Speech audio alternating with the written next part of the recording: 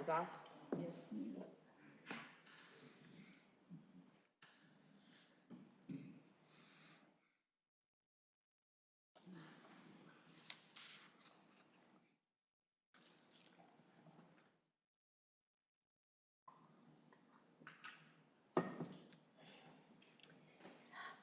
I'm really talking to myself. Estoy lista. Estamos listos. Sí. All right. You ready, Ms. Ruby? Ready? Estamos. All right, all right, all right.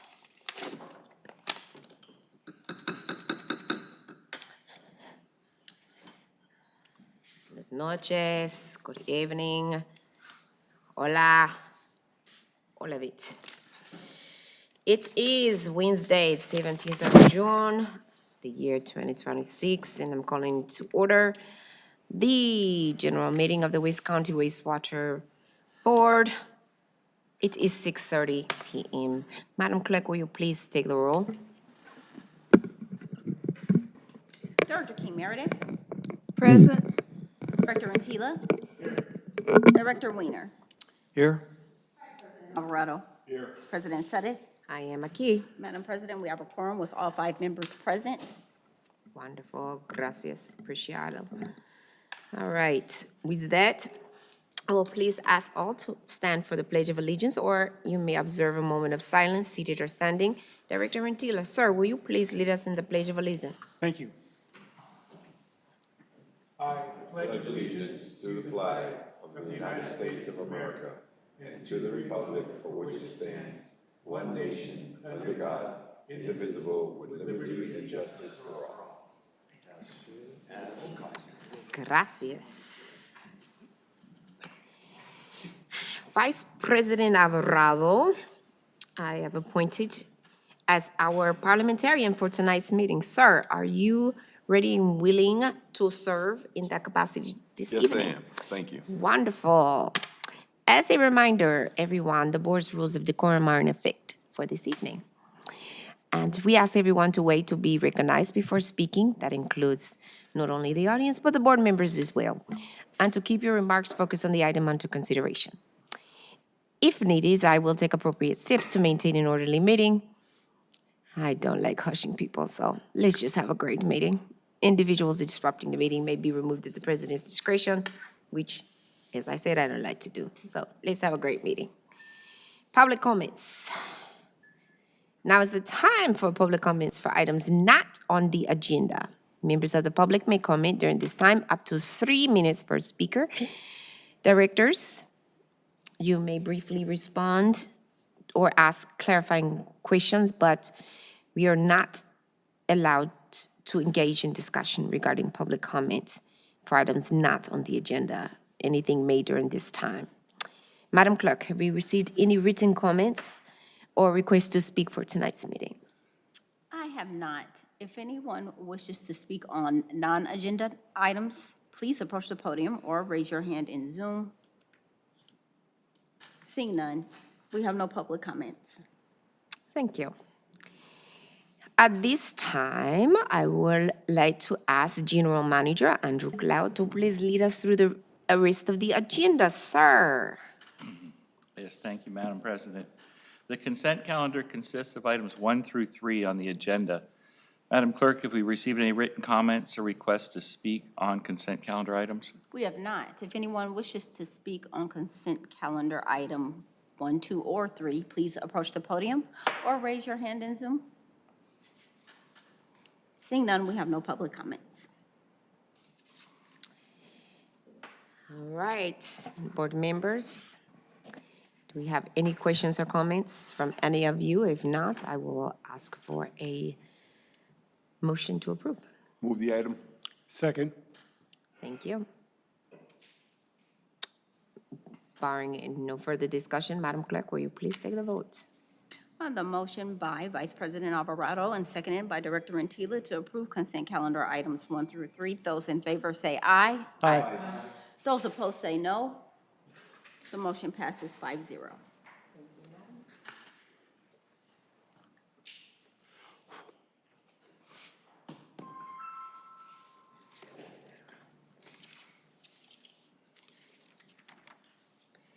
right, with that, we will move to the next item. Tonight, we will be conducting a public hearing on the status of West County wastewater district vacancies. So next on the agenda is regular calendar item 4. At this time, the Board of Directors will conduct a public hearing to receive public comments on the status of agency vacancies and recruitment and retention efforts as required by Assembly Bill 25CC1.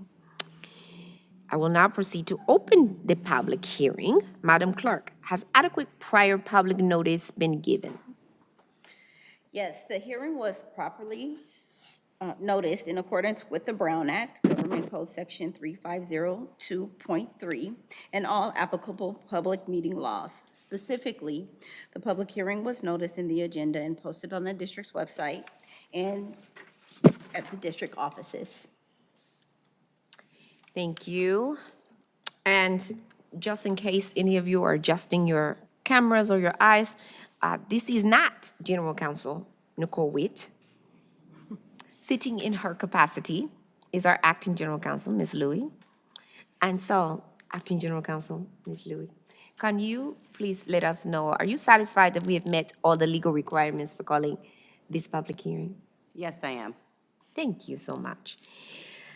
Madam Clerk, have we received any written comments or requests to appear and be heard on this item? We have not. All right, well, thank you. At this time, we will invite, do we have any?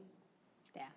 Okay, so we will invite Ms. Tonia to make any comments. So the staff presentation. Will you please introduce yourself for the audience and for the record, madam? Good evening, President Sudduth and the rest of the board members. My name is Tanya Williams, and I am the HR manager for West County Wastewater. This evening, I will be giving you a report out on vacancies, recruitment, and retention as our secretary to the district and district clerk announced that this is a public hearing, and we will move forward here. So last year, you may recall that we came before the board to do a public hearing on Assembly Bill 2561. This is the second year that we will be presenting. The bill mandates that all local public agencies in California hold this annual public hearing before the budget is adopted. So one of the second part is that we are to reach out to our union representatives and give them the opportunity to present as well. I did do that, and the union stated that they had all the information that they needed and they didn't need to provide a hearing. But we do have some members of our union here tonight. We do have our president here, and we have two of our union reps as well in attendance. Ms. Williams, for the record, will you just state which union you're referring to? This is, so we are AFSCME 57 Local 1. Is that the only union you're required to notify? Yes. Okay. So I just yes. want it on the record. Yes. So our vacancies as of June 1st, 2026, I just want to let you know that West County Wastewater is authorized for 76 full-time employees. We currently have 3 unfilled positions. Our overall vacancy rate is approximately 4%. As you may recall, last year it was at 7.89%. So a big difference. We've been trying to fill our vacancies.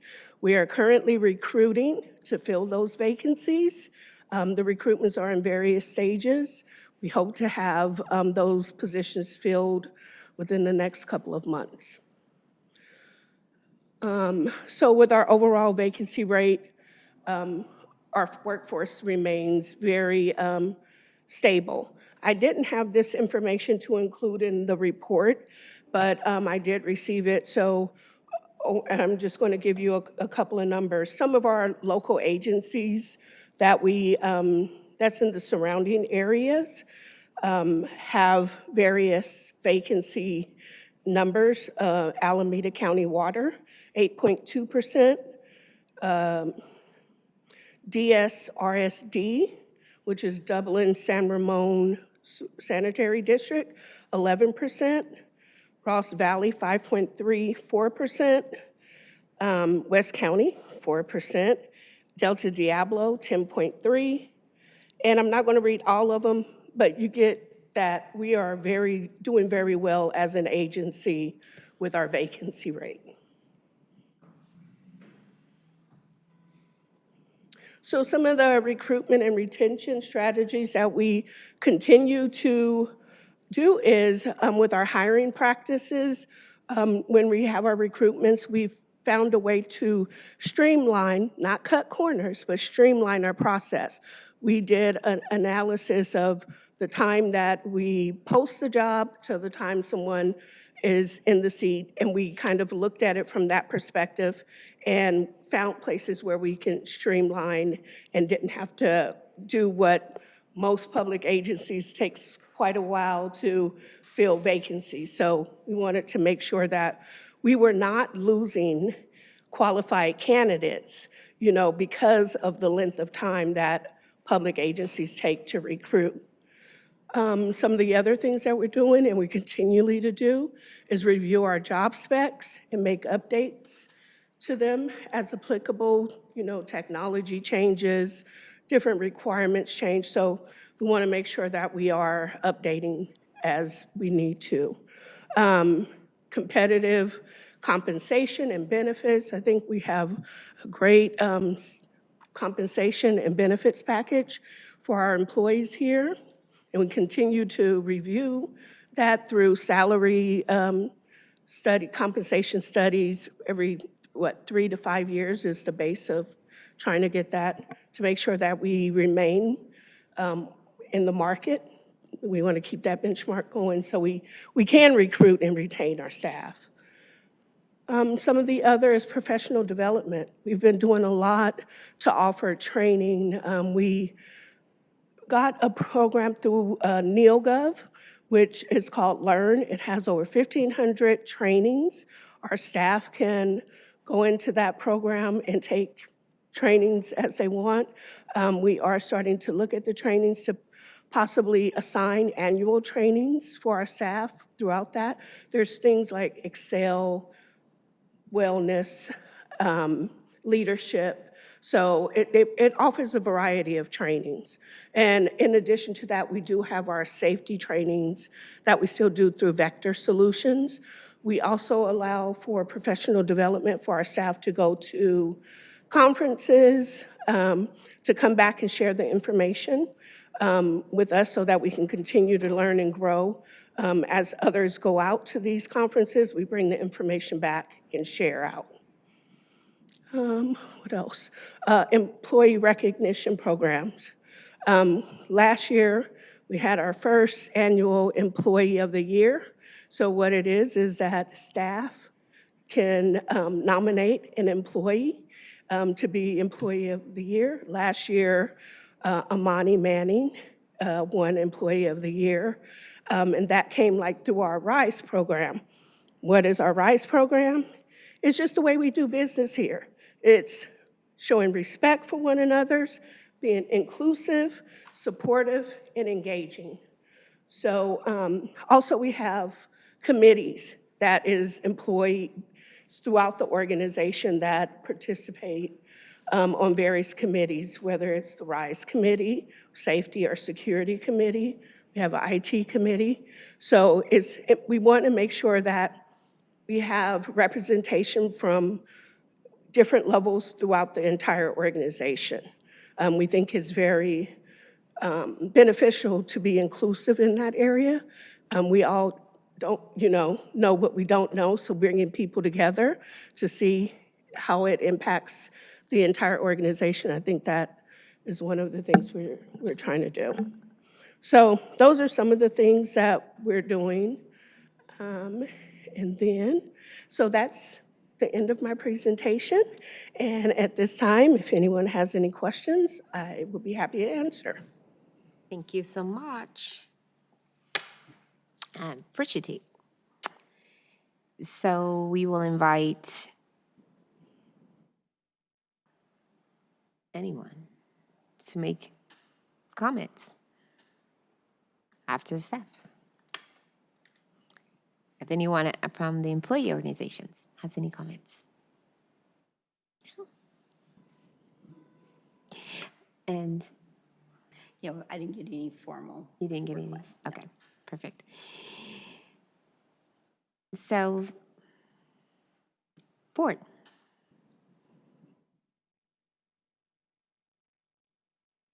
And we have none from, so thank you. General Manager, do you have anything to add, sir? Only that HR has been doing an awesome job of speeding things up. You said streamlining, it makes it sound like we're cutting, you said specifically said cutting corners, but no, looking at how we can close the gap on some of the review times and coordinate schedules, because sometimes those big delays mean people go somewhere else because they don't know what's happening. But hopefully we can continue. Yeah. All right.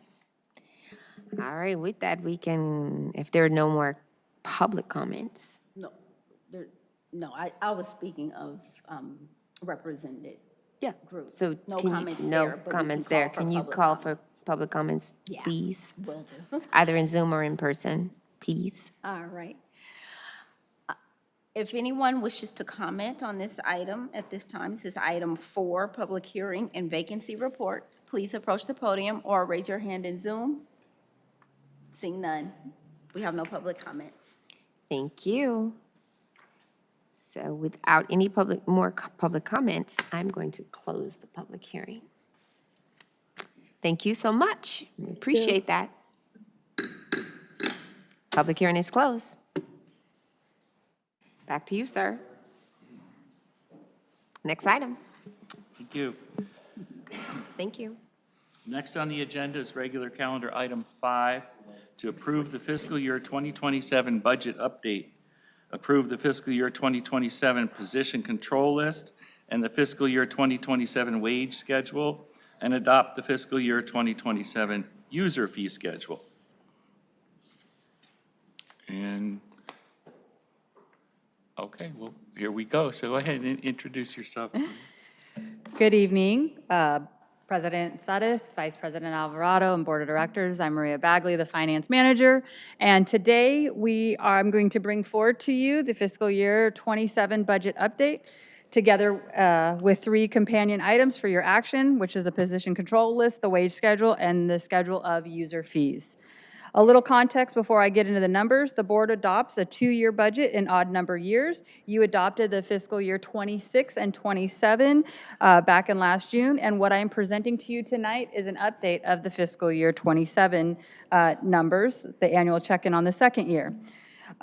We went back through the fiscal year 27. We've essentially refreshed against the revenues and expenditures and where we actually stand today, our current operating conditions, and the economic trends that we are seeing today.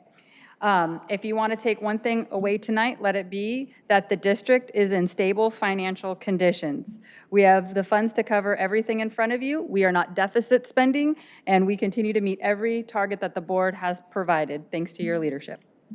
So, working? Oh. So the strategic plan alignment. So we have 5 strategic goals listed right there on half of the slide. Before the numbers, I just wanted to say that this budget hits all 5 of these strategic goals, and it ties back into it. We've tried to label that on every single slide. The primary update for this is really to advance goal number 5, which is our fiscal responsibility, aligning our revenues and expenditures to current realistic conditions that we're seeing today. But it also supports the other 4, right? The infrastructure, the capital investment, environmental leadership through compliance, and integrated systems through technology, work and workforce development through staffing.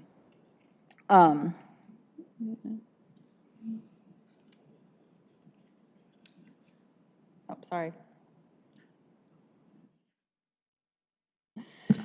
So we have the overview of revenues and expenditures. So you can just see this right here. This was the adopted on the left half, and then on the right side, you can see the proposed, which is here for you tonight.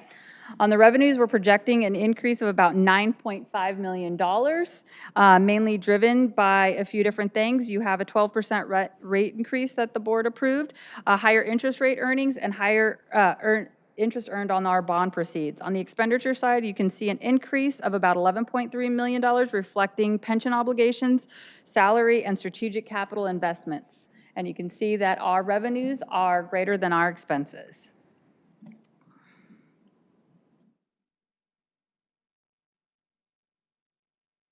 The next slide we have is some capital initiatives, which ties to goal 1. So I just want to kind of bring your attention up to, we've tried to label the strategic goals on the slide.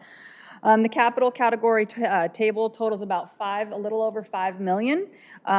Where do your capital dollars go here? So we have about $900,000 for planning studies, which would include infiltration, or inflow and infiltration, which is listed on as I&I, odor mitigation, and system optimization. We have vehicle replacements of a little over $1 million, which does include one vacuum truck, or VAC truck for short. About $600,000 in some sedans and other things, but that's at total. And then we also have some facility improvements, some minor infrastructure upgrades, and also our CSO spot repairs, which are about $500,000. And these are really driven by our CSO collections team through their CCTV identification process. The next slide, we call this a Technology Action Plan, TAP initiatives for short. Our technology is just shy of about $400,000. The largest pieces are the SCADA system, which really runs our assessment through our network of our treatment operations, our Tyler ERP cloud migration, which, just as a reminder, was approved last year and delayed, so we put it in for this year, and our GIS software support to update our mapping and managing our infrastructure assets.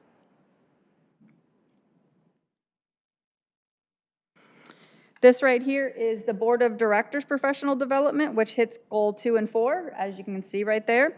So quick note, this is your guys' professional development. It's a very, very modest increase of about 2% or $1,900. This reflects the inflation that you can see in travel and registration costs. The largest categories are lodging and registration fees. Please keep in mind that you guys are doing your duties, going to a lot of meetings, trying to figure out the regulatory changes, best governance practices, and whatnot. So.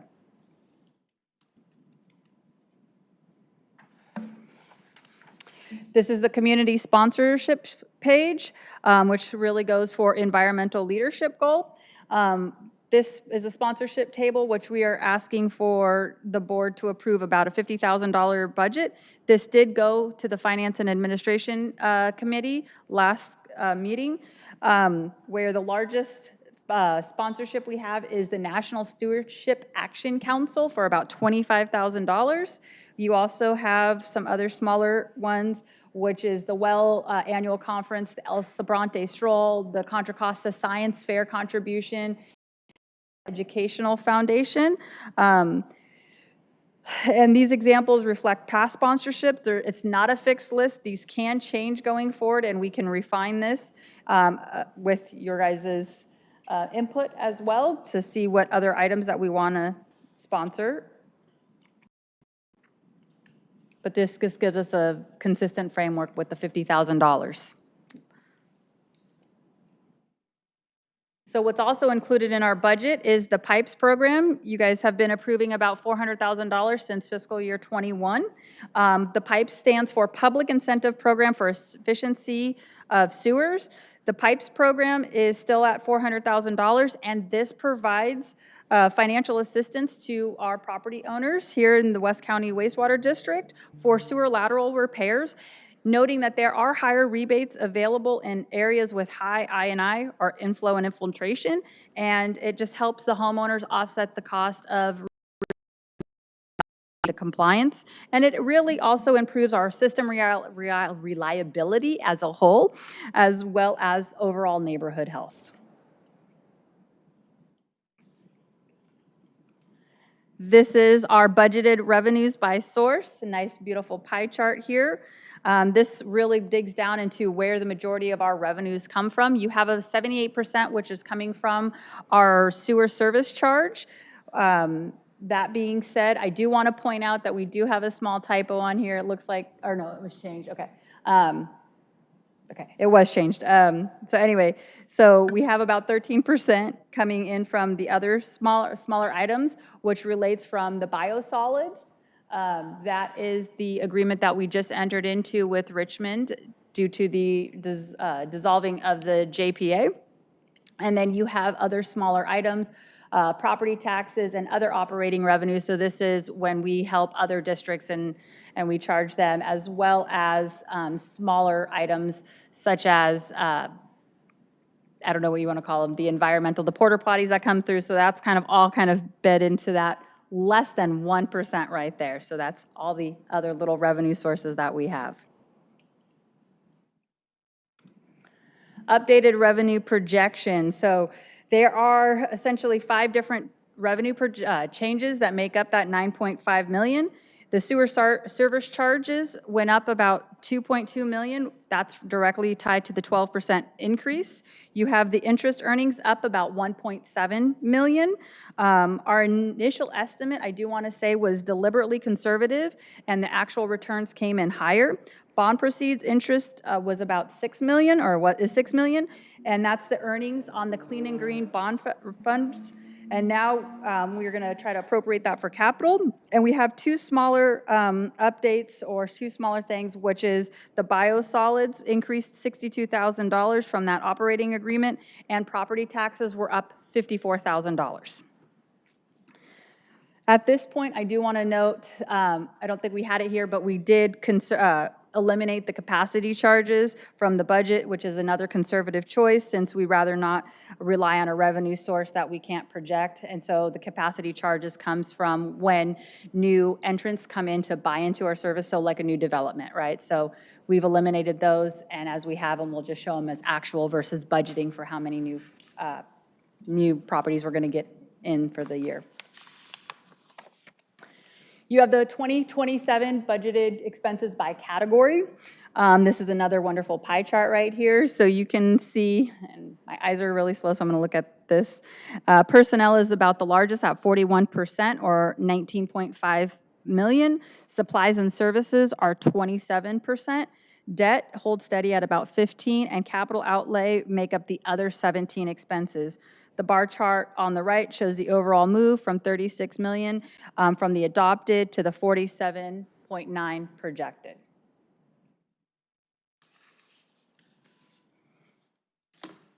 The personnel budget increase, which is goal workforce development, you have $2.8 million broken down into the UAL and salaries. So the UAL is unfunded accrued liability. That's that first bullet point. It represents the difference between the CalPERS actuarial projections and the actual pension obligations adjusted annually, and that is amortized over a rolling 20 years. That doesn't come from us, that comes from CalPERS, but we do show that on our expense list. And there's just small. We have a $1.9 million increase, which is the CalPERS determined adjustment for this year. Supplies and services, that has a $2.3 million increase. Utility costs are up about 35% year over year. Natural gas and electricity rising about 40%, despite, keep in mind, we have not consumed any more additional energy. This is just the cost of doing business, and this is our utility rates. Chemical costs for our treatment are up anywhere from 10 to 15%, depending on what type of chemical you're looking at. Additional chemicals were also required for the new solids handling process as part of that clean and green, that project that we're working on. Supplies and services are mandatory operational requirement just to keep in compliance, safe treatment. So we're talking, you know, our safety stuff, everything that kind of goes into that bucket. And then also the cost increase does reflect current market rate conditions, different drivers such as inflation, supply and demand. That's all kind of embedded into that increase.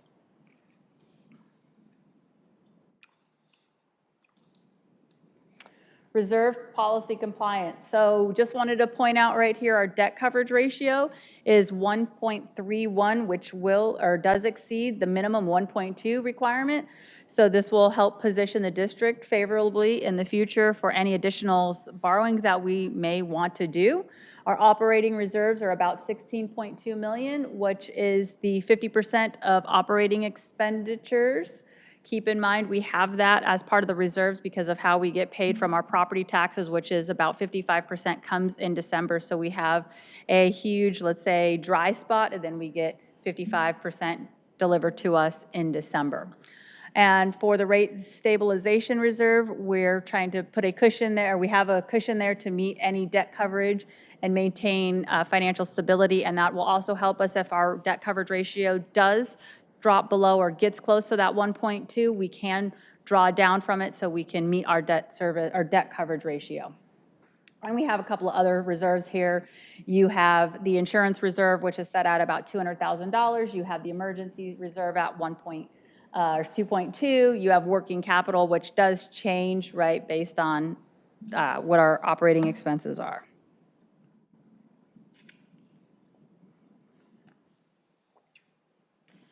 So on the FY27 proposed amended, right here you have what was adopted a little over a year ago, the 3.8, so that's the first column on the left, and you have the proposed, which is what we are bringing for you here tonight.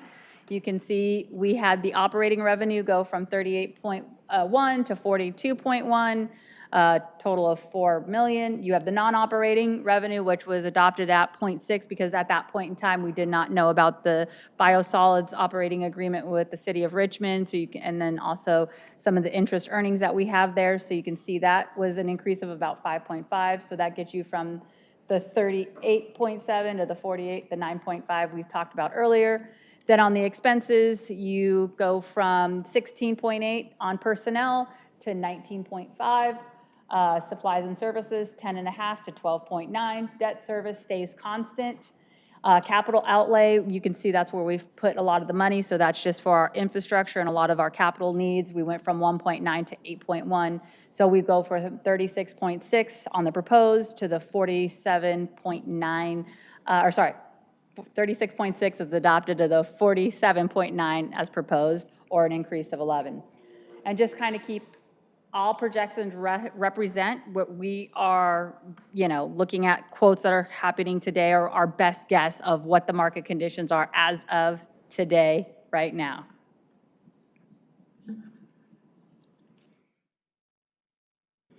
So we have, this is the last part, so what we staff are asking the board tonight is to approve the proposed 27 updated budget, adopt the fiscal year 27 position control list, the full 76 FTE.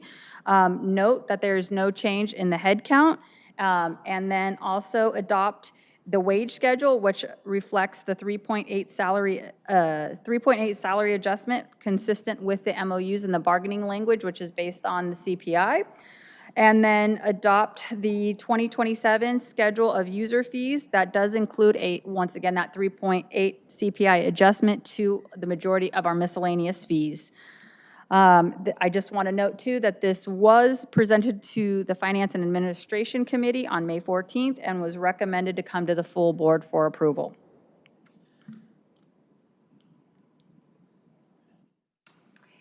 And before we speak, go ahead, Deputy General Manager. Want to introduce yourself first? If I mind, I know, thank you, Maria, for the presentation. I just want to just jump in here just real quick on just, finalize kind of where we're at. As Maria mentioned, this was presented to the Finance Administration Committee at the May meeting, and we, went into quite a bit of detail about what is included in the budget. But there, just a few things I just wanted to highlight. We have made the progress from last board meeting as the board adopted our 5-year sewer rate plan. So that is included in the budget, the new sewer rates. That will be kind of finalized next board meeting. We will be coming back to the board to adopt a resolution to authorize placement of the fiscal year 27 sewer service charges on the property tax roll. So that'll be kind of the mechanism to actually make that, get that revenue on the property tax, so we'll be able to collect it later this year. Yeah, I just wanted to highlight a few things, and we talked about the technology action plan and the initiatives, but it's overall, we have over $1.6 million budget for our infrastructure technology. So that includes all of our software, network, having our managed service provider continue to providing any support, network, cybersecurity. Everything's wrapped into that 1.6 million. We were just highlighting a few of the initiatives that came out of the technology action plan. And it was on the slide. I just want to also highlight that we are continuing to add, as the board directed, $400,000 for a year for the PIPES program. So that is the reimbursement program for up to 50% of sewer lateral repair or replacement. And it depends, each homeowner qualified depending on where they are within the system. If they're in a high INI zone or they have a really long or lateral, they may qualify for a little bit more, but it's up to 50% of the cost. And we're actively working to try to increase the utilization of the PIPES program, because we haven't had a fiscal year yet where we've spent the whole 400,000. But we are continuing to have that in there, because we know it's an important component of helping make sure that our sewer system is maintained and providing that assistance to the homeowners. I know we had a staff presented to the IONE committee a few months ago about potential changes that would help with the homeowners associations that they have their own maintained private sewer laterals that are commonly shared. And so they're adding that to additional members, community members within our service area. And yeah, and just to highlight on the also the bond revenue proceeds. So this is, in 2021, we issued the board authorized through a JPA, the 2021 wastewater revenue bonds, to pay for clean and green and other capital projects. That money didn't get spent all at once, and so we were able to invest it in U.S. Treasuries, money market accounts. It's now currently in what's called a SLUG, which is a state local government fund, which is under the IRS. But we've accumulated about $6 million of interest over these last 5 years. And so that was that one revenue source, is that we had not appropriated that money to capital projects, but we'll be able to do that this year, knowing that the Clean and Green project is very close to being done, and we can see how much money is available to spend towards our capital system. So we'll be able to spend that money towards improving our assets. And so with that, I would just like to open it up to any questions. This is this is an update from the budget that was part of the 2-year budget that was adopted last year. So we're not doing the full presentation. A year from now, we'll come back with another 2-year budget. But with that, we're happy to answer any questions or any comments that the board may have. Thank you. Thank you. Appreciate it. Okay, directors, this, as was stated, this did come to the Finance and Administration Committee. We had a extremely robust conversation, as we tend to have at that committee. And we went through the presentation and the documentation at length. Oh, yes. Somehow I thought I figured you knew you were going to have to come back up here, Ms. Bagley. And first of all, thank you very much for the revisions. Yes. That you made, because I was looking at my notes, and I know we gave you a lot of them at the committee, you and Deputy General Manager. So thank you a lot for addressing our concerns from the committee level. Directors, just so you know, we went through this a lot, and they did address a lot of what we spoke about. So I'm going to let our Director King Meredith speak before I make some comments. So, Madam. Thank you, Madam President, and thank you, Ms. Bagley. It's wonderful, the the changes that was made to express the changes as for, to be more clear. For example, I'm just saying for page 41, looking at page of the updates and revenue projections and how it was laid out.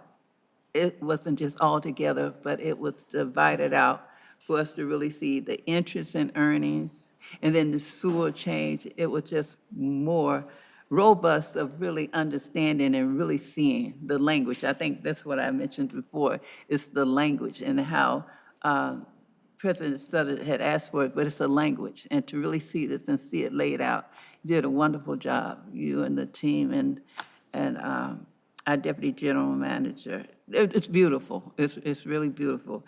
And to actually take at heart every page that is there, the strategic goal that was mentioned, you really laid that out, you know, to let us know, and to everyone else that is seeing this, that it is there. So just the layout is just, and the changes is really beautiful. Great job, great job. Thank you. Thank you. Thank you. Couple questions, comments and questions, just to reinforce what we talked about. So biannual budget, I just wanted you to state that for the record, right? The biannual budget is the budget that is established on every odd year for 2 years going forward, looking forward. So we are going to get ready in this fiscal year to do another biannual, which will cover fiscal year 28 and 29.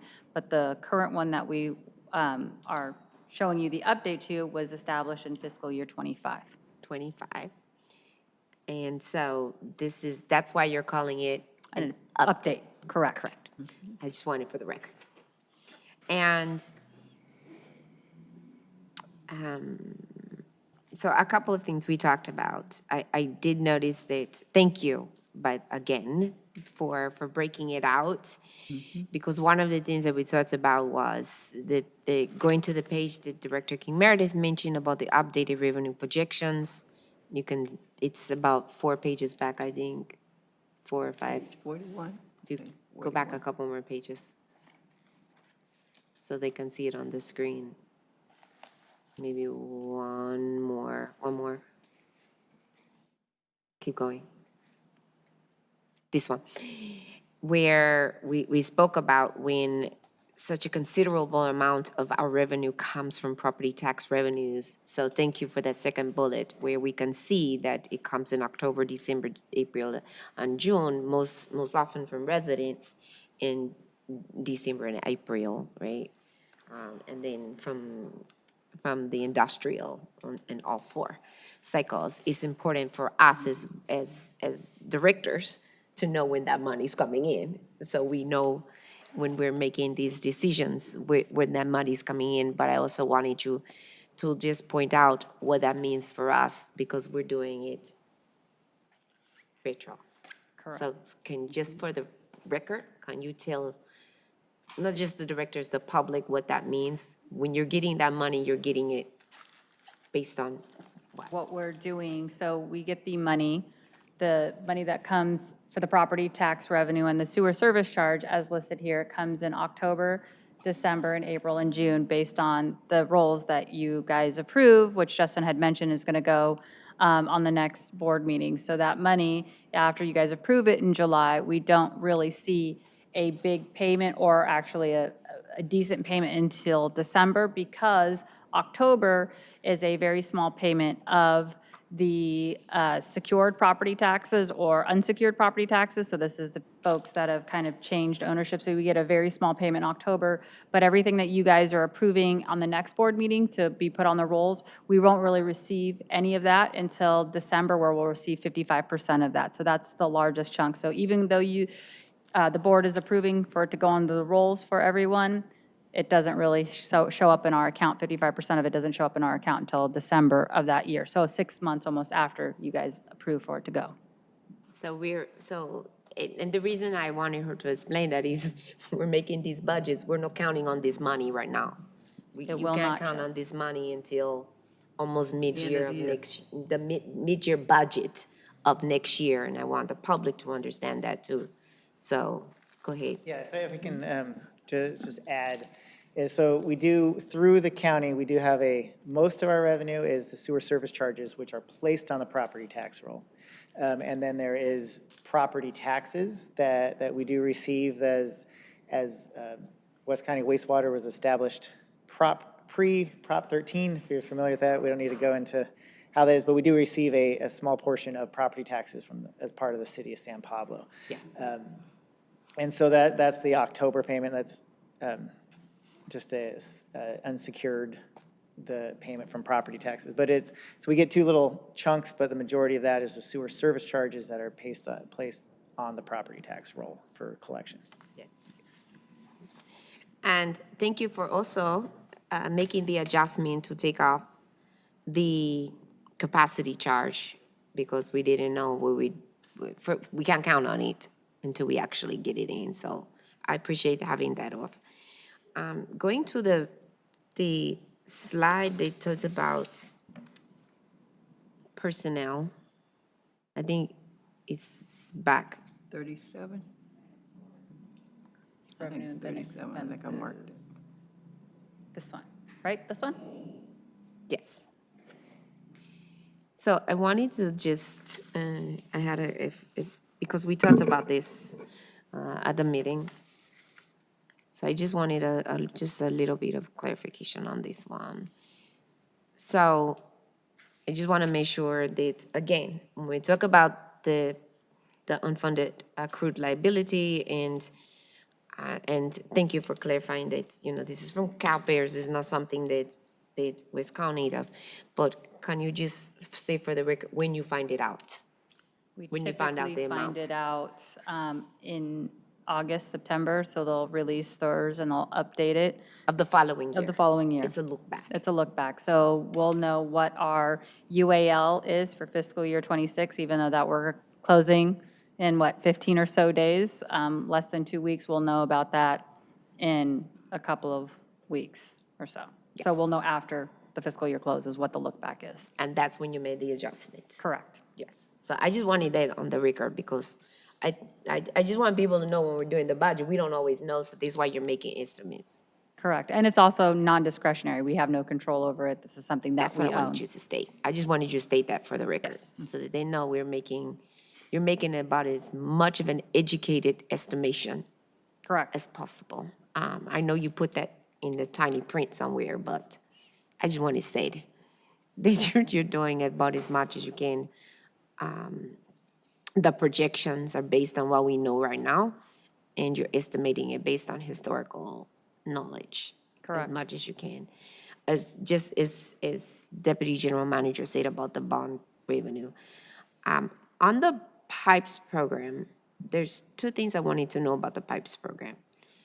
And I know I'm jumping around, but I had to, most of this is fine with me. Because we went through it at the committee level.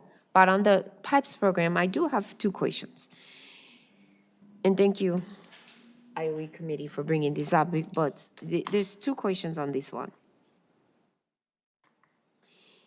Are we able, and this may be a general counsel question, I'm not sure. Are we able to use, or is the public able to use the funds to decrease their documentation fees?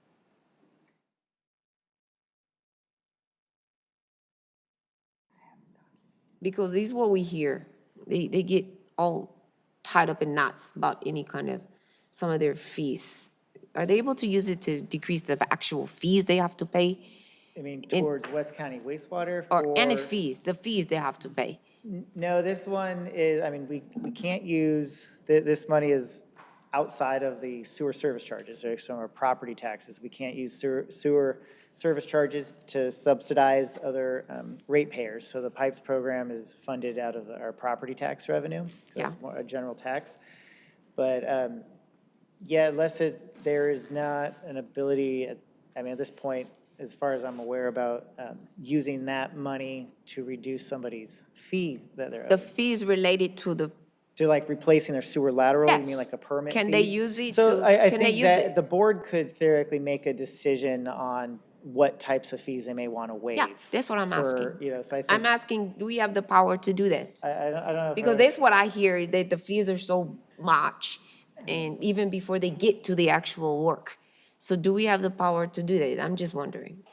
I would have to look back into the ordinance specifically. You i- guys if- understand my If question? the board recommendation. You understand, because I know you went through it. You're right, yeah. Because, you know, on our user fee study, there is, you know, the board has chosen to recuperate 100% of the costs. Yes. That are needed to, but the board could make a decision to charge less than the cost. So I would have to look back and specifically what the board could do or not. I don't have a Yeah. clear answer. Yeah, right I now. don't want to violate any agenda rules, but that is my question, is do we have, and I know we can do this, we can't go too far into this because it's not agendas, but I do want to know, what do we have the power to do, since we're not using all of the 400,000 and we allocated it as the board? That is my question. Do we have the power, because that's the question that I was asked by our neighbors, is can we use it towards some of because the fees are pretty steep. So just to clarify, is if the question would be, say, a person who qualifies for the PIPES program, Yes. could we also waive their fees? Or their could we use permit it, fees, yes, could we use it towards the permitting fees or whatever the fees is? I haven't used this, I don't know what the fees are. Yeah, so I think that's a question we can come back to the FNA Yes, that committee would be once we great. get That would be some great. answer and research it a little bit. I That would think be great. that- We can, okay, so that's one question. And the Could I- second question is, oh, go ahead. Madam President, just, yeah, and I think coming to the Finance Committee, we can clarify the question and what the That would be ask good. is exactly, because permit fees, I mean, I don't know what they are. replacing the pipe, we're reimbursing, we're approving and That's we're what I mean. reimbursing. We're only funding 50%, so they would never have to, we wouldn't be paying the fees because 50%, it's never going to be get it. anywhere close to 50%. If you're talking about the actual fees for the sewer service as opposed to permit fees for construction, that's a different No, question. I'm not talking about the Okay. sewer service. I'm talking about related to replacing the pipes. I don't see why I wouldn't be eligible, but we're only funding up to 50% unless some certain exceptions, in which case the fees would never even really be an issue because you're still leaving 50% of the Well, cost. they would still owe the fee, Yeah. so the way the Yeah. program works, someone still would have to pay the Yeah. permit fee So, and yeah. inspection. I mean, we can talk about it in committee. We can talk about it in committee because the second half of my question is, based on what you mentioned earlier, that you spoke about in the IOE committee, and the fact that we're not spending what's allocated towards the PIPES program, is board, and this might be a rhetorical question that we can answer offline, but how can the board aid in getting this information out to the community? This is something that I think we are the ambassadors to our community. So what can we do better, and what can you give to us to help us help the community better? Is there something that is there some collateral? Is there some information that we can be providing our neighbors to help them understand that this is available? So that's a question that I'm posing. Not expecting an answer right now, but that is a question that I'm posing. I believe we can get back with staff and kind Sure. of talk through and provide some ideas back to the board. But that's what I wanted to say on that one. And when we do that, and talk about what we are already doing and how we're reaching out, how we're advertising and encouraging, and then address maybe what else we could add to that to get better. But I think from us, but I think you're doing it from your aspect. I would like to know what we can do from our aspect Okay. as board directors, because people ask us about this. And so what can we do to enhance that effort?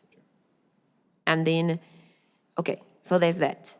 On the community sponsorships, thank you for that, for explaining that, Ms. Bagley. And I did want to add, go back one more. I did want to add that the reason and I wanted to explain this to the Science. directors. It's only 30, yeah, the science one, Pardon me? the science one. The science one? The community, that's okay. Yes, yes, yes. No, no, no, you can mention, we're talking, it's Right. committee. We're What- talking about the committee. Right. So what we mentioned was that we wanted to, instead of the general manager having to come to us for each and every one of these, is to approve a flat rate, have the board approve a flat rate of that's why we mentioned the 50,000, we can change it, we don't matter, but we came up with 50,000.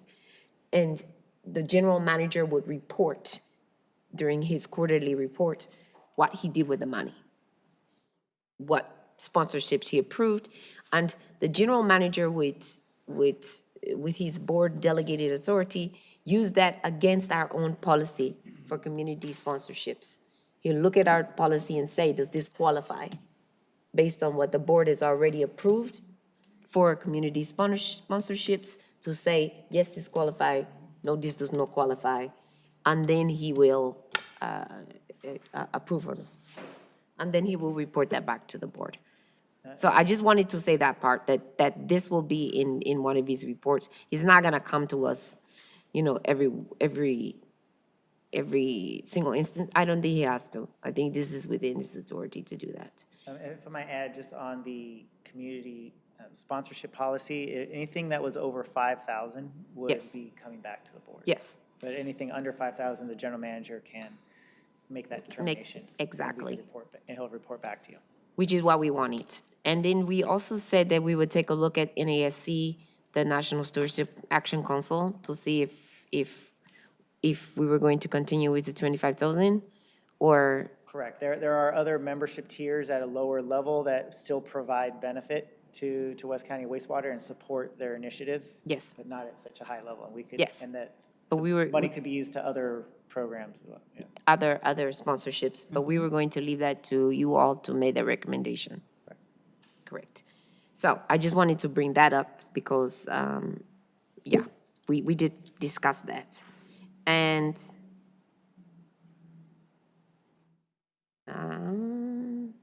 I didn't say anything in here, and I'm not sure where it falls.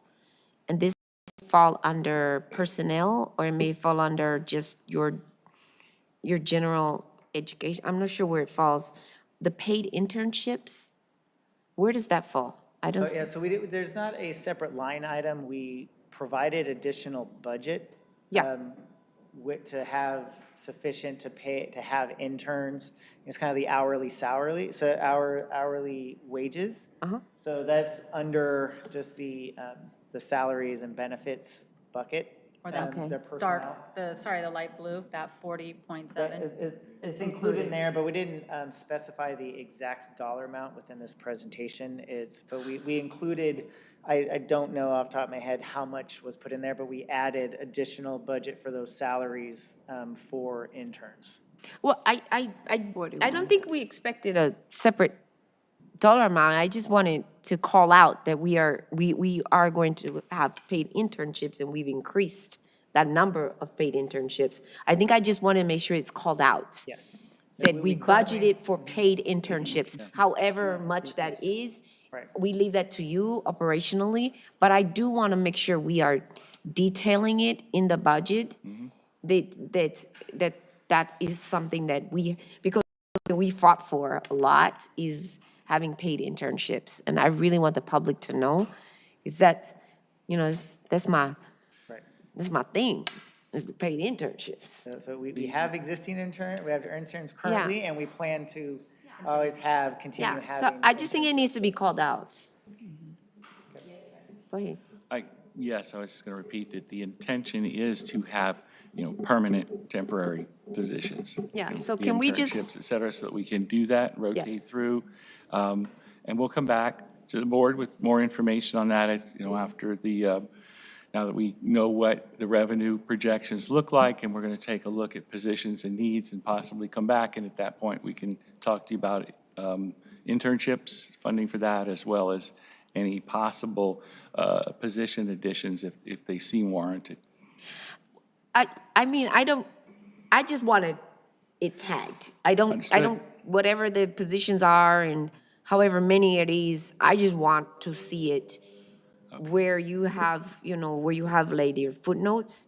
It's just something that says this includes, an allocation for paid internships, something like that. I think that's what I was looking for.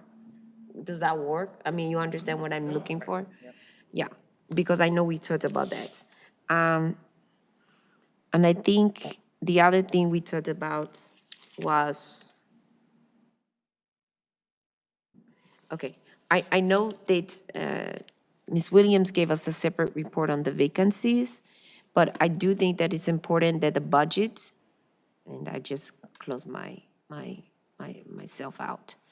I do think that the budget, when we're talking about the personnel,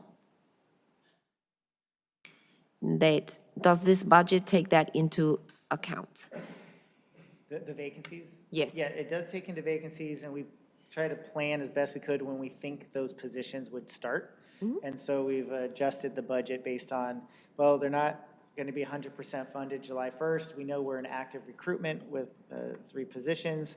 We think within, and so we work with HR and timing when we think those positions will start, and we build that into the budget. So there's, several months of those positions will be planned vacant, but as soon as they get hired, we have the budget to pay for them.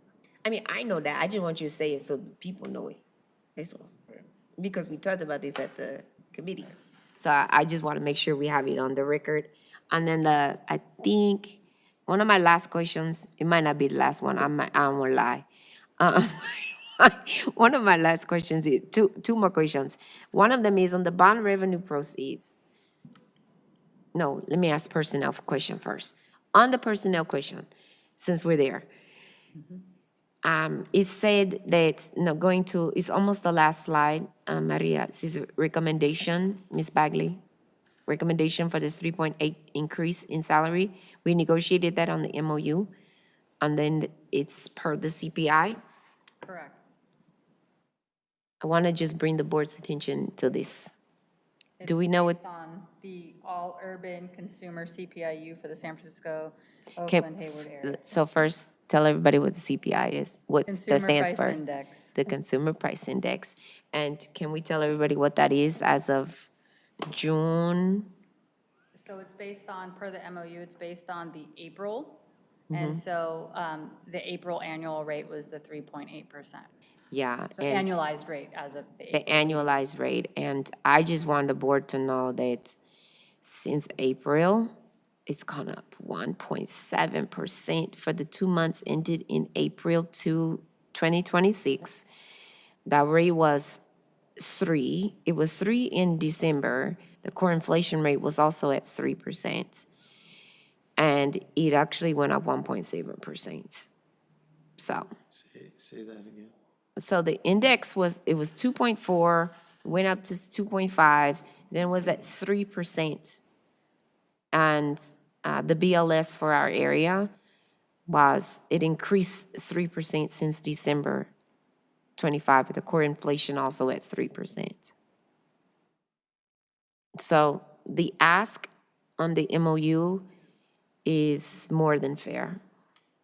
Just FYI. It says the increase at 3.4, which I actually think seems low to me. It's been advancing at a rate of 0.2% every month. Yeah, question. It's been advancing 0.2%. Yeah, it's 4% now. It's, well, for that's San Francisco, So but that's our good. area, Yeah, our area says How do 3.4. if the national inflation rate is 4, how is the CPI California, I guess? No, the national rate is 3. It's Well- actually 2.7. I'm looking at it right now. Yeah, I just heard, So based on the MOU, we had to choose a point in time. When is And we it- chose April. Yeah, so We did this. it chose April. Yes. And so based on that, if it goes up a little bit, we got to choose something at some time. And so next year, as part of the MOU, April again, will go back to look at the last 12 months and Yeah. but is average it, that out. okay, so you picked the time.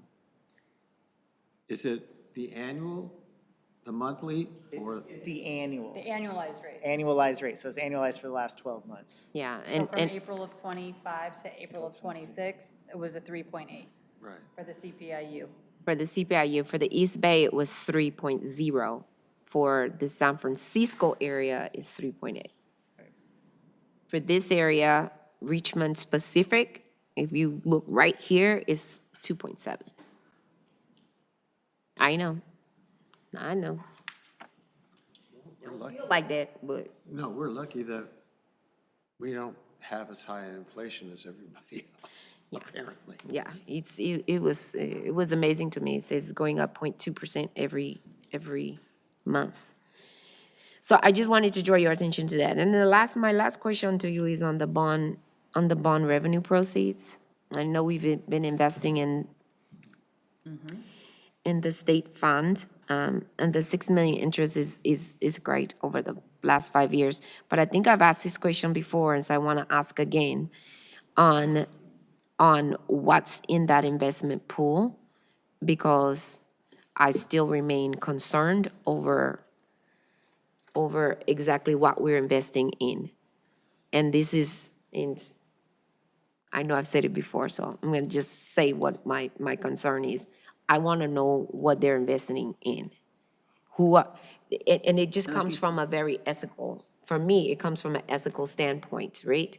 Are we blindly investing in areas that do not, we have core values that we have all agreed is here at West County, for instance, I don't know, we say, this is health and welfare, this is, we say, we've got this $90 million clean and green project.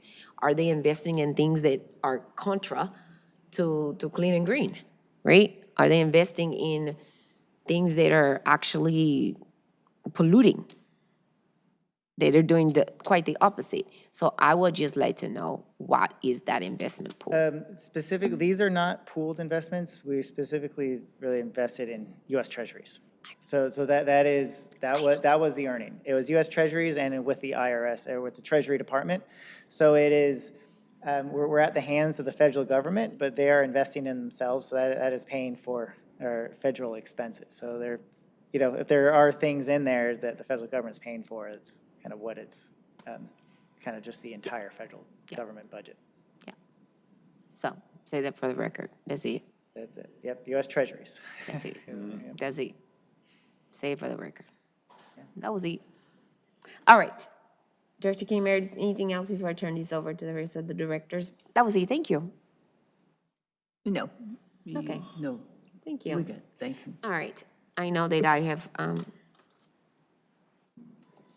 this is how our committee meetings go, by the way. So, Director Weiner, any questions for our tandem right here? No, the only questions I had, I asked via email and got the answers. Thank you, sir. And Director Rentier? Any questions? I do. First of all, I wanted to get back to the PIPES program. I've been a big advocate of it, but we're saying there's $400,000 for the PIPES program, Correct. 50% rebate. So I'm curious about that. We did our home and it was, we got $2,500 back. It was $5,000 total, but my neighbor did his and it was $25,000. There is up to a limit, and that is based on the area.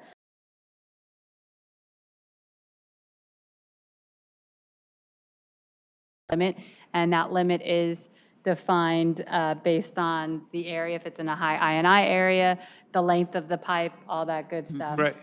How many bathrooms and stuff, yeah. I can invite Judy Chen, which is our planning and support, no, sorry, I can't, I don't remember. Good evening. My name, Good evening, Director, Chair Salas, Vice President Alvarado. My name is Judy Chen. I'm the Capital Programs and Engineering Manager. And thank you, Maria Bagley, the Finance Manager, for reiterating the PICE program rule and criteria. And I want to take this opportunity to thanks to the Board of Directors for approving the PICE program back in 2020 for allowing us to assist the resident in our service area when it comes to a sewer lateral compliance. So I want to make sure that I mention this because this is really important. So the finance manager, Maria Bagley, say that there is a defined rule of how we reimburse the resident in our service area when they apply for the PICE program, and we review the application. Director Rentila was correct. It's up to 50%, but it's also depending on where the area and the length of the sewer lateral being replaced and also the dip. 10 feet down. So if length is more than 100 feet and the dip is more than 10 feet, so the dollar amount will be more. So in the regular area, it's up to $3,000, but if it's in high I&I area, it's inflow and infiltration area, it's going to up to 4,500. Okay, and so I just did some quick math. If we took the $3,500 and divided it by 1,000, we'd get about 114 homes that we could do. And Right. and how many ratepayers do we have? We have about 35,000. Yeah, 35,000 repairs. Yeah. And so I'm curious also, are we tracking all of the work that's been done, all the rebate that's been sent out? Are we tracking that? Do we know how many Yes, homes were? absolutely. Yes, we do that. In fact, yesterday I was just presenting at the leadership meeting about the number of the PICE program that we have dispersed to the service areas. But if you give me 1 second, I can quickly put that out. Okay. And I will provide that information of how much we have approved the PICE program and also the disbursement amount. Yeah, because obviously we don't have enough to fill everybody's needs. So I was just curious if we're like at 10% or 5%. I was just curious about that. And then when you spoke about our investments, I was just curious if there's any early penalty fees for withdrawal. In our investments, the way that they're structured, kind of the core, the principles is, the number one is principal preservation, so we don't lose money, and liquidity, and then yield. So, we've got the maximized interest rate. So it's all of our investments that we have, there's no early penalty withdrawal. We're not locked in and we can't touch it for a certain number of period of time. It's, so within our West County wastewater investments or with the investments of the bond proceeds, they were available when they're needed. So there was no penalty for when they're withdrawn. I was just curious because I had an annuity for through the union and lost $130,000, which was not good. I also wanted to ask what our fiscal year is, and I was told it might be July through June 30th. That is correct. So our fiscal year starts July 1st and ends June 30th. And then I think lastly, I wanted to ask you, so with the rate increase solidified, what are we expecting dollar-wise for 2027? And what are the top three investments that we're looking at to help our plan? Yeah, so I'll grab it, yeah. So the increase in the sewer service charges, actually, the 12% gave us $2.2 million. Okay. Extra. So I can't read that one, sorry. Can you It's read? about 35 million. Thank you. But it's 78% of the pipeline. So it's 2.2 million? So 2.2 is the additional 12% increase. So we went from 35 to 32. Yeah, okay. Yeah. And then what are we looking, just the top three, what are our biggest needs with that As 2.2? in, well, I mean, so, if we had to prioritize, our number one need is our operation and maintenance. So just ensuring the continued collection and treatment of our of a wastewater. So that's kind of that. If we have to prioritize, that's our need number one. So everything Yeah. kind of like is going to go to operation and maintenance first. But if you're referring to on the capital side, as we complete the Clean and Green project, there's a very robust capital program with we have miles of gravity sewer pipe that are Great. identified for replacement and increasing their capacity. We have a project, a secondary sedimentation basin at the treatment plant that is, so there's additional rehabilitation needs. And so we've got $63 million over the next 5 years of identified capital needs, but we're just, as soon as the money is available, our staff are ready to deliver. Thank you. Thank you, President. I think Judy might be ready if you want to circle back with the pipes. Director Ventila, thank you.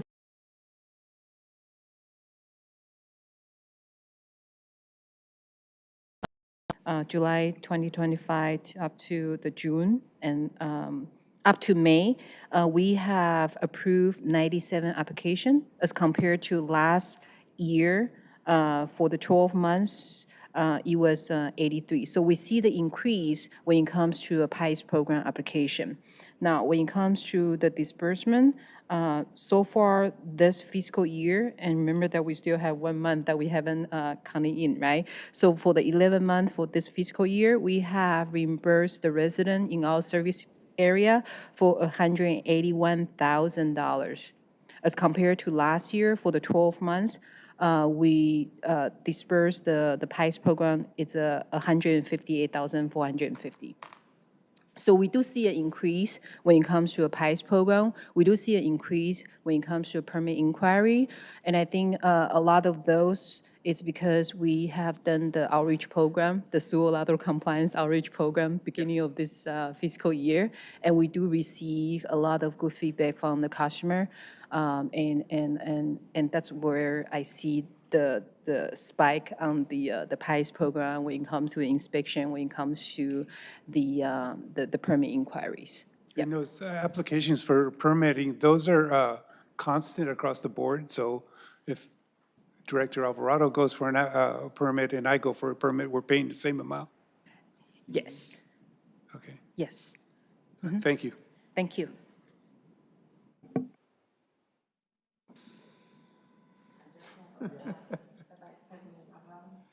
No, the two questions I had, you asked, and they were answered, so thank you. Thank you. And thank you, Manager Chen, because I've seen her at the MAC meetings. Thank you. I've seen her at the MAC meetings, I've seen her, the one in North Richmond, I've seen her at the one in El Sobrante, talking about the PIPES program, so she's been doing the heavy lifting, really informing the community about the benefits of the PIPES program, so it has been working. So, General Manager, she's done a good job of Ms. Chen has done a really good job of letting us know, letting the community know about the program.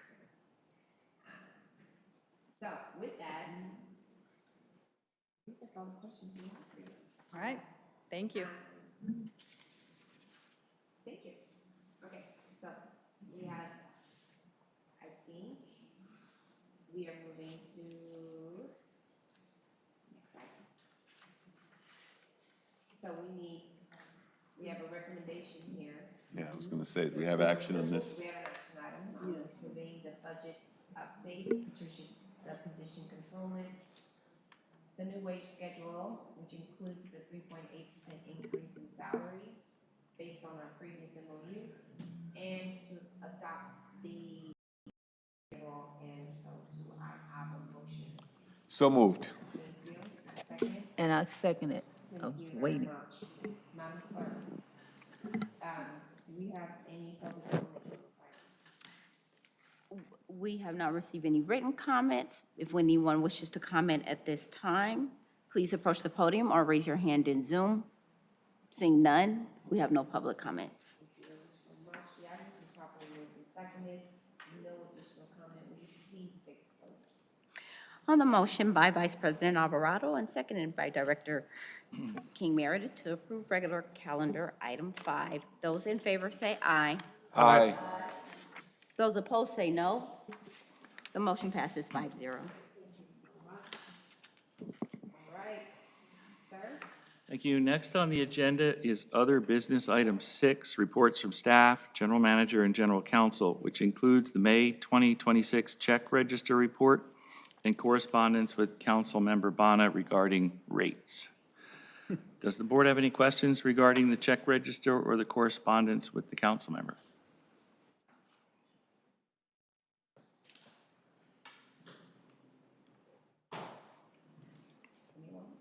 Oh, I had none. I looked through it. I would just say, I asked General Manager to put the second part of that sentence on here so we can make sure we aren't violating any open meeting rules. I know that it's been communicated to us. We have discussed this in public. We made our decision in public, and so any discussions about rates are in public. And I believe we discussed it over several meetings. Yes, we did. So there will not be any additional meetings called outside of court date. Too late. I just wanted to Okay. say that in this part. Any other questions can come before this board in this board chambers. That would be appropriate. Yes, most appropriate. Okay, Madam Clerk, have we received any written comments or requests to speak on item number 6? We have not. If anyone wishes to comment on item 6, reports from staff, general manager, and general counsel, please approach the podium or raise your hand in Zoom. Seeing none, we have no public comments. Thank you, Madam Clerk. Madam President, I do have a couple of other comments. General counsel has no additional ones this evening before we move to item 7. All right, Which was that?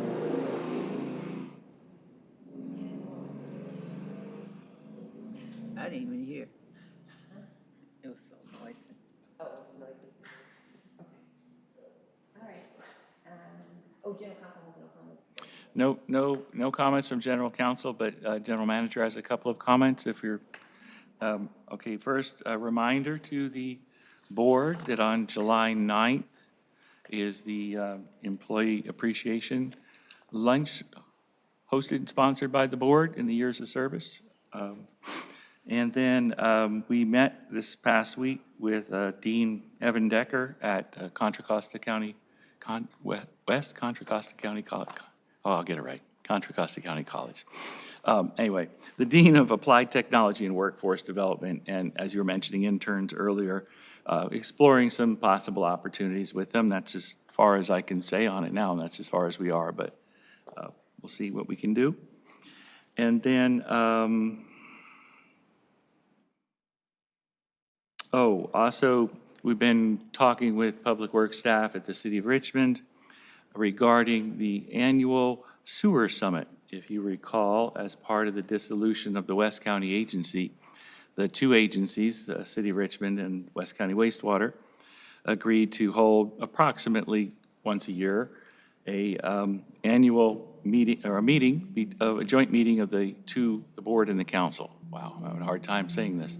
A joint meeting of the West County Wastewater Board and the Richmond City Council to discuss the status of the sewer programs. So we'll be trying to schedule a date at some point. I have no idea. It could be September, it could be January. We have to work with the schedules of the city council as well and the preferences of the city manager. I don't know what else to say.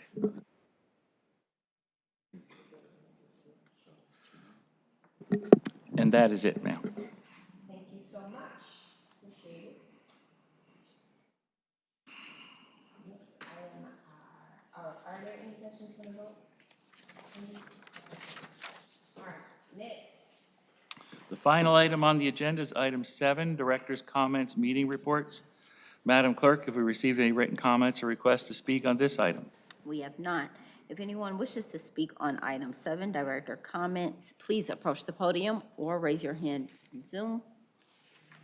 Seeing none, we have no public comments. All right.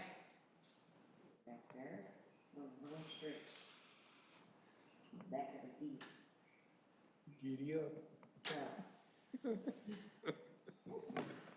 As a reminder,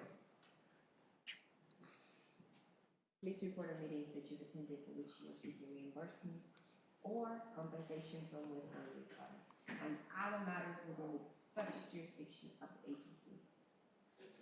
Yes, I know we all lead exciting lives. But we don't want to hear about them today. We do want to hear about this stuff that has to do with the district. So, brevity is appreciated. Director Ventila, you're up. Thank you. So since our last meeting on June 3rd, the following day, Thursday, June 4th, I filled in for Vice President Alvarado and joined President Sudduth at the Mayor's Conference in Walnut Creek. There was a special presentation from a nonprofit called the White Pony Express. They are a charity organization that have a great program that feeds people with food insecurities. They are looking for volunteers, so if anybody's interested in helping them out, please look them up. They're called the White Pony Express. That following Friday on June 4th, we had a board retreat, approximately 7 hours. We reviewed the Brown Act, parliamentary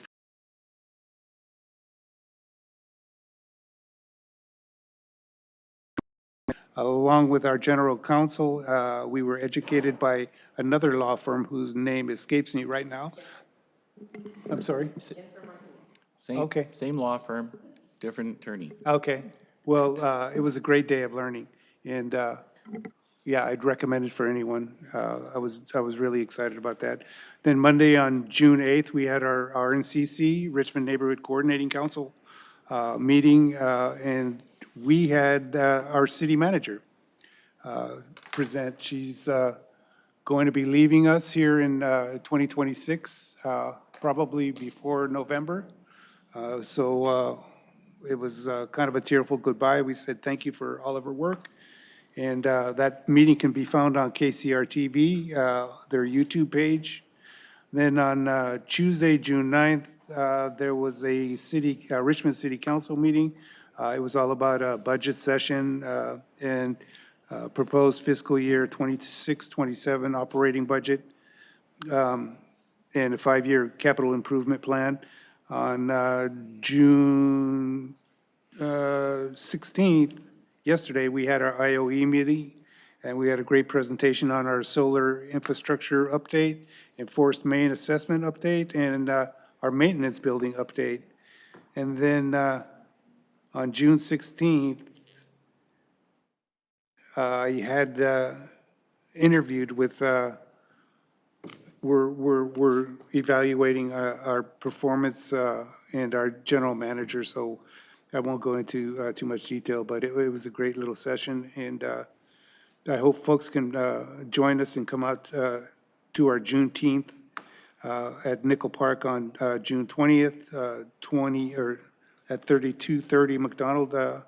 My friend from Shields Reed President Marina Brown will be Grand Marshal. She deserves it. And then July 13th at the RNCC, our special guests will be West County Wastewater. So we're looking forward to that and getting an update from us. My report, thank you. Thank you. Director Weiner, sir. Thank you, Madam President. Since our last meeting on June 3rd, I attended the board retreat for reviews and trainings regarding board behaviors and responsibilities. I also interviewed with John Keene on the GM review. I attended the El Sobrante MAC, where I reported on our rate plan and its passage. I also attended the West County Forum and the Central San 80th Anniversary Event and Tour. I'd like to say that our swag game needs to be raised. If anybody attended that with me, you would know what I mean. So take that challenge and work with it.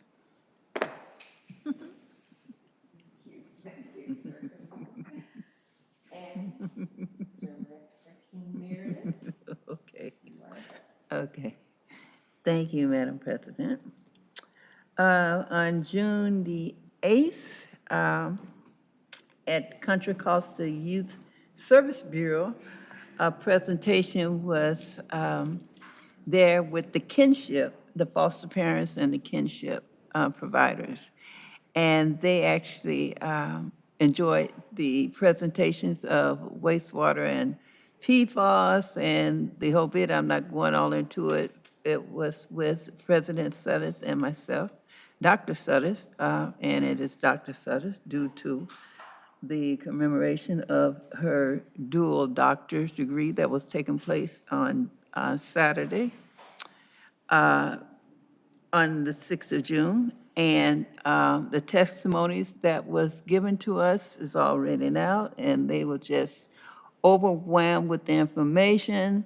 It was kind of scary. They were like at awe. There was so much PFAS everywhere.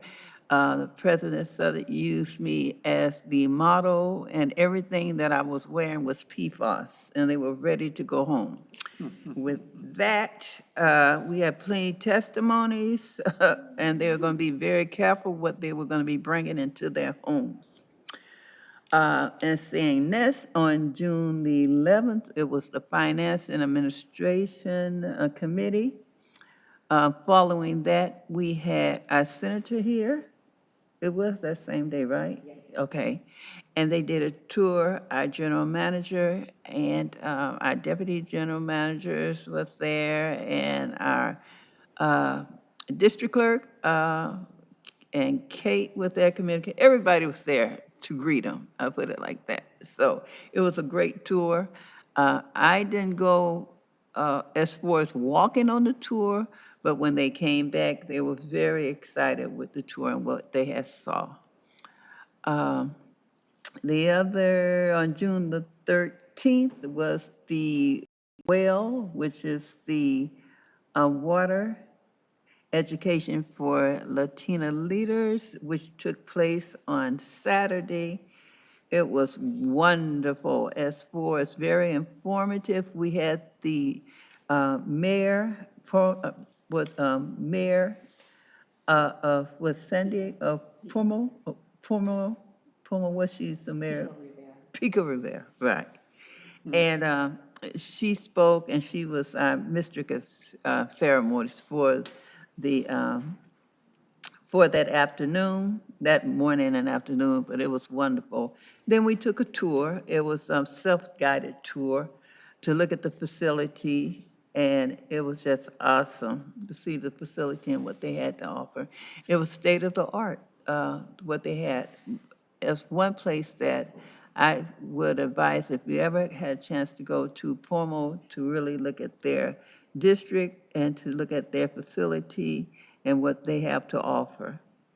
Just a highlight for the metropolitan overview that they had. As soon as you would come in, the National is one of the nation's largest wholesale water provider, and it serves over 19, the area is over 19 million people, and it's 5,200 square miles, part of 6 counties, and I'm not going to go through all the rest of the details, but it was a great tour. Let's see, attended by Zoom city council meetings. They were speaking of the 26-27 budget. And also San Pablo City Council had quite a few promotional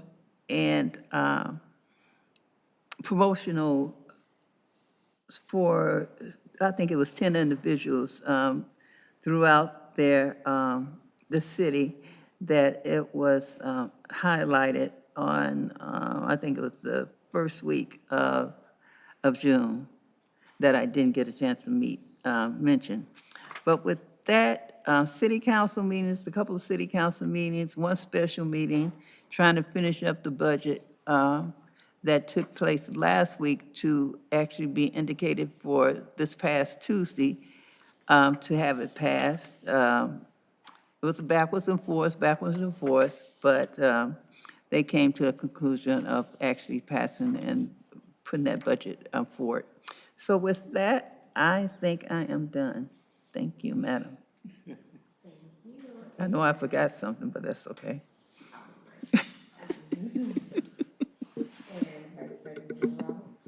Okay, since our last board meeting on June 3rd, I attended on June 5th the board and staff workshop, which Director Antila and Director King Meredith already really didn't say anything more than I have written here, so we'll move on. And then on June 11th, I had a meeting with Dan King regarding the GM.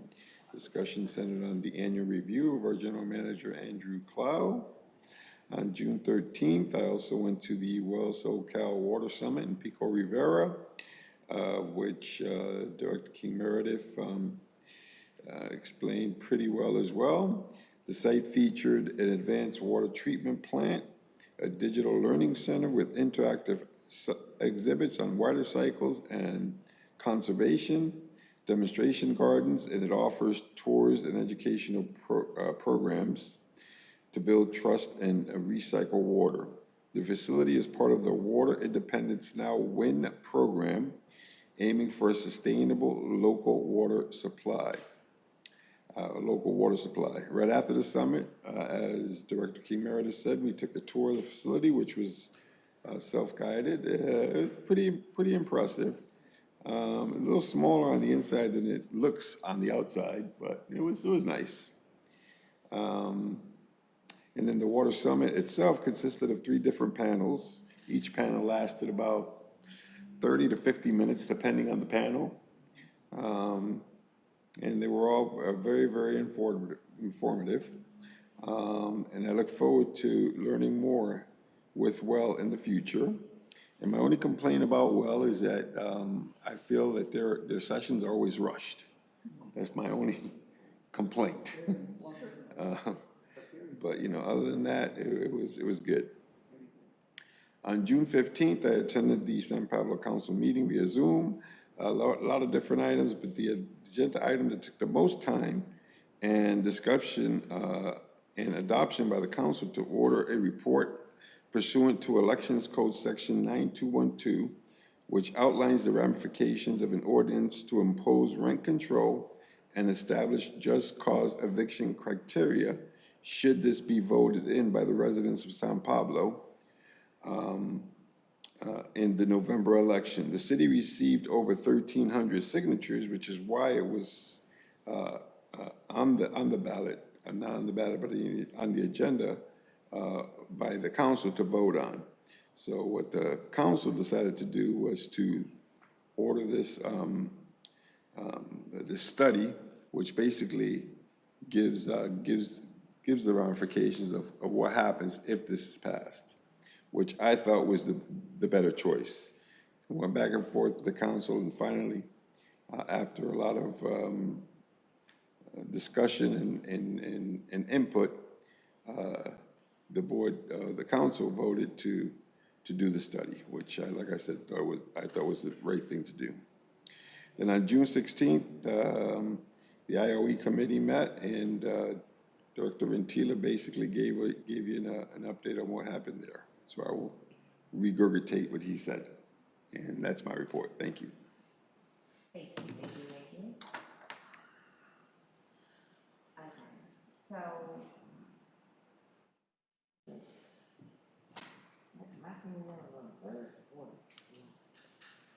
I also attended the mayor's conference. I'm going to reiterate it. Thank you for doing good job. And the board workshop also, good job. Saying what it was. And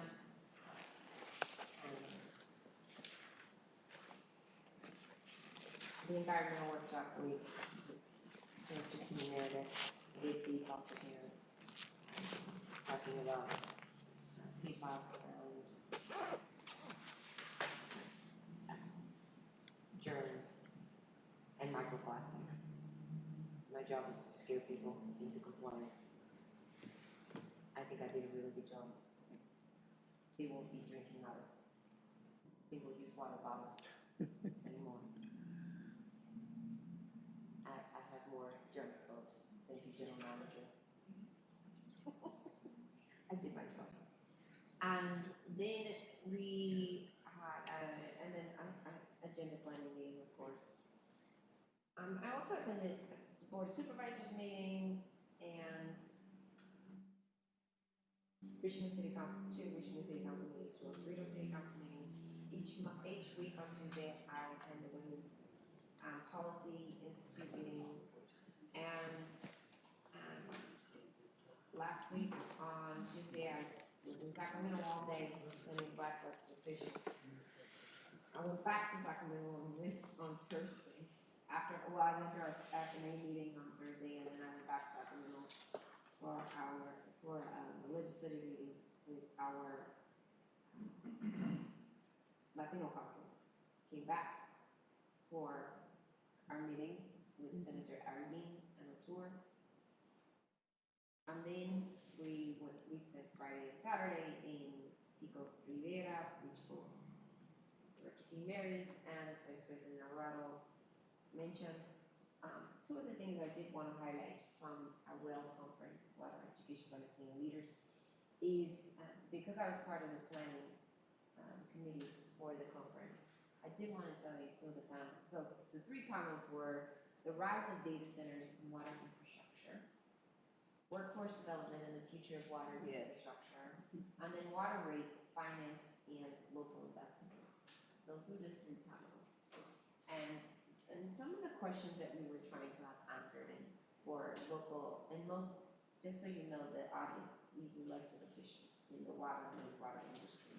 And some of the questions that were to be answered were questions like, how can local leaders balance economic opportunity of water stewardship and community, and still protect the community when you're considering data center projects? And what kind of transparency measures should we be requiring when we're considering these projects so we can understand what the water use impacts are on our community? And then another question is, what can we do to incentivize these corporations so they can invest in things like water reuse and water recycle and even using treated wastewater or other alternative cooling techniques and technologies for these data centers instead of using so much of the fresh. So those are the kind of questions we were to ask. When it comes to our workforce development, it's, as you know, I work with WELL and CAREF in our WELL Educate to Lead initiative, which Ms. Williams is a graduate, as well as Ms. Amani, and we have Ms. Angela Andrews. So we have 3 people from West County. And one of the questions, what does that mean for the future of water leadership? And then how can we expand those opportunities? And what actions can we take to make sure that as a lot of agencies are preparing for these retirements in the industry that are inevitable, there's going to be a lot of retirements and a lot of openings in 2030 to 2035. What can we be doing to proactively expand exposure to the field of water and wastewater to women and to Black and brown communities where it's lacking water? And that comes in a report that Dr. Samuel Solis and WELL had commissioned with the UC Davis that showed that the report is titled Assessing Representation, Access and Transparency of Decision Makers in California's water sector. And just the study's conclusion was that women, Latinos, in our Black and Indigenous and people of color, they're the least represented in addressing water inequities. So the people who live in these communities are the least likely to be on boards and in positions of power and influence in order to make decisions in their communities. So I brought copies of it if you want to see it, but this report is coming from UC Davis's Water Management Lab, and Dr. Solis, along with 5 other leaders from UC Davis, as well as an entire cohort of PhD students, helped put this report together over the last few years. I've been working with Dr. Solis a lot. And then the last panel, which was one that, of course, a lot of us are interested in because we're always interested in funding, is how can those of us who are elected, appointed, or dealing with these issues, how can we on a local level, how can we tap into funding opportunities that's going to help us support our local infrastructure projects? And what kind of funding is available? And what do we need to be doing to tap into it? And then how can we build public trust and community support when we're asking residents to approve not just the standard revenue models, but new revenue models for building climate resilience projects? How do we build that? And then what role should public-private partnerships play in financing water and infrastructure projects? And then when we have these statewide measures, as we do, what role does that play in it? One of the highlights of our conference was having the chair of the State Water Control Board, Mr. Joaquin Iscavil, come and do a keynote. He's always a pleasure to listen to and to hear, and come and talk about what's ahead. His term has been extended through December 2029, so he'll be around when the new administration comes in. So that's one good steadiness that we'll have, not knowing who the governor is and all that is always unsteady, but knowing that we at least have that for those of us who are in water is always good. And I also, if you have not been to WRB Water Management District, I would highly advise to go. It is a wonderful experience to go and see, and it is just a wonderful model of learning, and not just the plant, but the learning center itself. On earlier this week, that was last week. This week I also had an opportunity that was interviewed by Women in Leadership on their podcast. Again, on Tuesday, I was on the Women's Congressional Policy Institute. I took was that this morning? Yeah, it was today, right? Okay, yeah, today, the CSDA finance training under the new state law, which requires board members, including special districts, to take finance and fiscal responsibility training.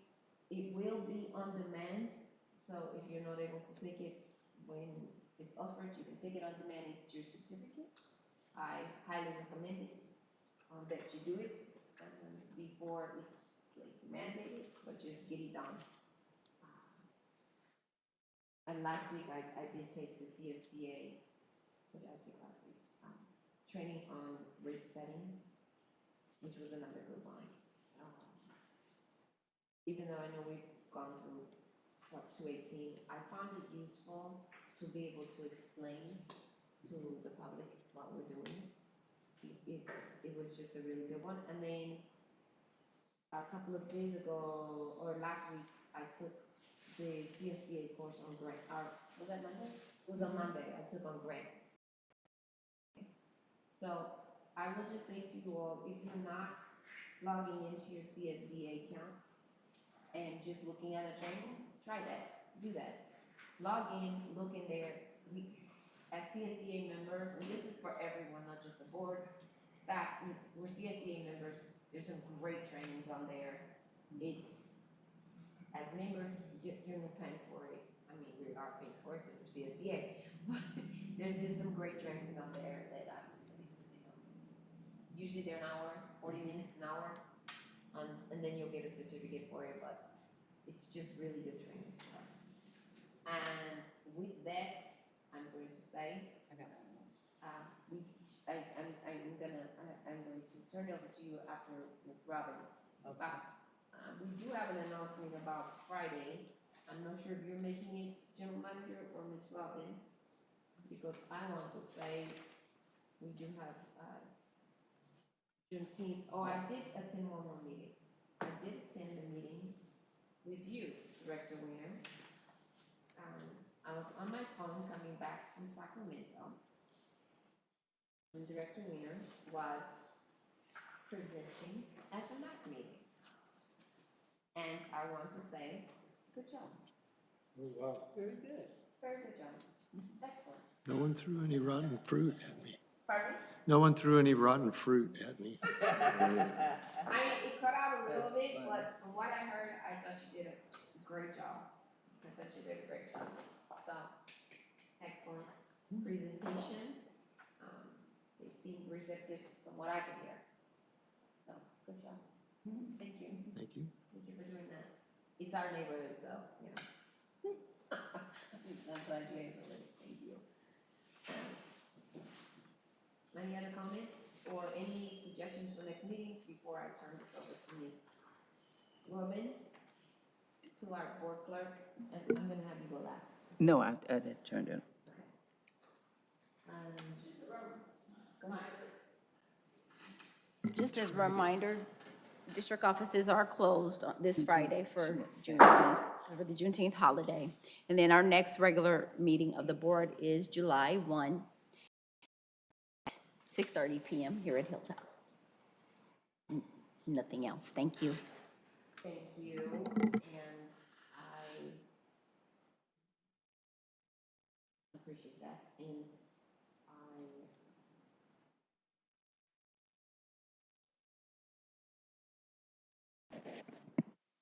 I'm going to turn this over before I adjourn the meeting. I'm going to turn this over to Director King Meredith. We are going to adjourn this meeting because we have a special adjournment this evening. Director King Meredith. Okay, thank you, Madam President.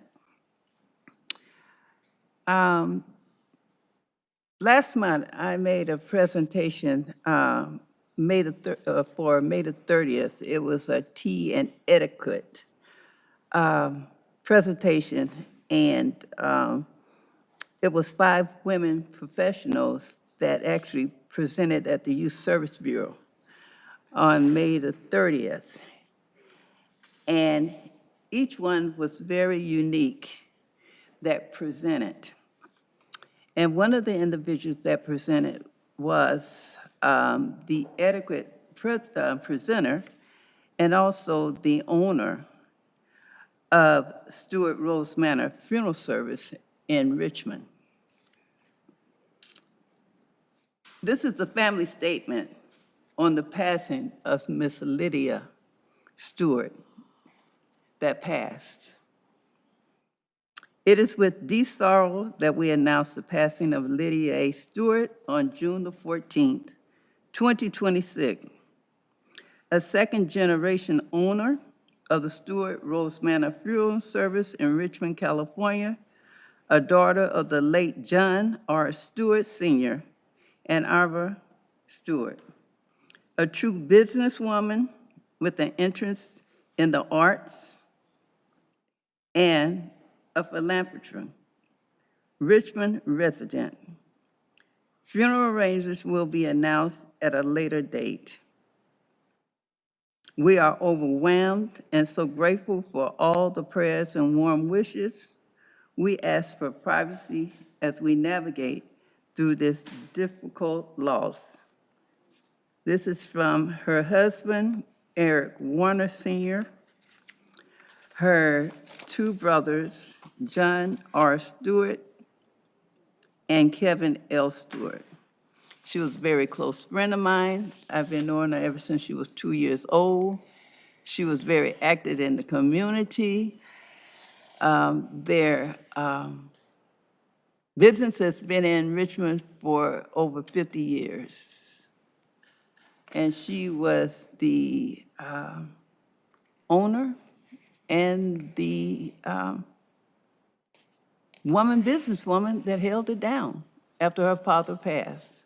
So with that, I would like if we can honor her tonight and close this meeting in her honor. Thank you.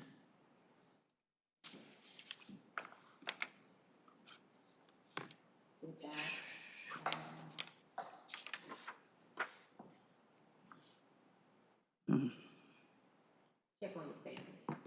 Check on your people. Good night. Happy Juneteenth. Happy Freedom Day. Good evening. We are adjourned as of 8:25. Good night. Ooh, I made it through that one.